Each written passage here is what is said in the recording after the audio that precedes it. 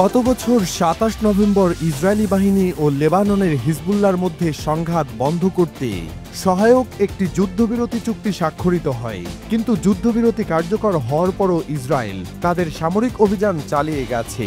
চুক্তি অনুযায়ী সেনা প্রত্যাহারের কথা থাকলেও ইসরায়েল কোনো অক্ষ থেকেই সেনা প্রত্যাহার করেনি। উল্টো এখনও লেবাননের বিভিন্ন অংশে হামলা চালিয়ে যাচ্ছে নেতানিয়াহুর বাহিনী। এরই ধারাবাহিকতায় এবার ইসরায়েলি প্রতিরক্ষা বাহিনী আইডিএফ জানিয়েছে তারা লেবাননের গভীরে বিমান হামলা চালিয়েছে। আইডিএফ দাবি করেছে তারা হিজবুল্লাহর বেশ কিছু স্থাপনায় হামলা চালিয়েছে, যেখানে গোষ্ঠীটির কার্যক্রম পরিচালিত হচ্ছিল। আইডিএফ এর বিবৃতিতে বলা হয়, হামলায় রকেট লঞ্চার সহ অন্যান্য অস্ত্রভাণ্ডার ধ্বংস করা হয়েছে। আইডিএফ জানায়, হিজবুল্লাহর এসব কর্মকাণ্ড ইসরায়েল ও লেবাননের মধ্যে চলমান সমঝোতা লঙ্ঘন করছে, তাই আমরা হামলা চালিয়েছি। লেবাননের রাষ্ট্রীয় সংবাদ সংস্থা জানায়, ইসরায়েলি যুদ্ধবিমান বেকা উপত্যকায় ৩টি হামলা চালিয়েছে। হামলাগুলো হারবাতা ও হালবাতা এলাকায় হয়েছে, যা ইসরায়েল সীমান্ত থেকে প্রায় ১০০ কিলোমিটার দূরে।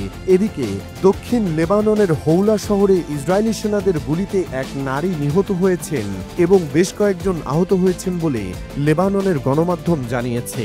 আইডিএফ দাবি করেছে, হৌলা শহরে বেশ কিছু সন্দেহভাজন ব্যক্তি লেবাননের সেনা ব্যারিকেড ভেঙে ইসরায়েলি বাহিনীর দিকে এগিয়ে এলে সেনারা প্রথমে সতর্ক করে এবং পরে আটক প্রক্রিয়া শুরু করে, যা সাধারণত পায়ে গুলি চালানোর মাধ্যমে করা হয়।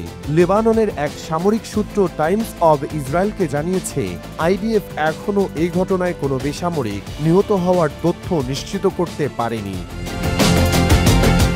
লেবাননের সরকারি সংবাদ সংস্থা জানায়, ইসরায়েল হৌলা থেকে ৩ জন বেসামরিক নাগরিককে আটক করেছে। আইডিএফ দক্ষিণ লেবাননে মোতায়েন থাকা সেনাদের সতর্ক করেছে যে কেউ যেন তাদের অবস্থানের কাছাকাছি না আসে।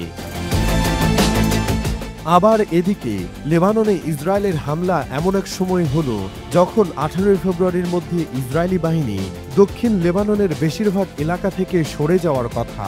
তবে ইসরায়েল স্পষ্ট ইঙ্গিত দিয়েছে তারা পুরোপুরি সেনা প্রত্যাহার করবে না এবং ৫টি কৌশলগত অবস্থানে সেনা মোতায়েন রাখবে।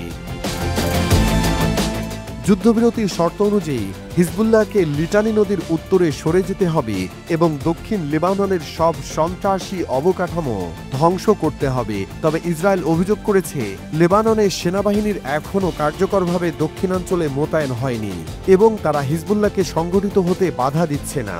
হিজবুল্লাহর উপপ্রধান নাইম কাসেম এক টেলিভিশন ভাষণে বলেন, ইসরায়েলের অবশ্যই ১৮ ফেব্রুয়ারির মধ্যে পুরোপুরি সেনা প্রত্যাহার করতে হবে। কোনো অজুহাত গ্রহণযোগ্য হবে না। এটি নিশ্চিত করা লেবাননের সরকারের দায়িত্ব।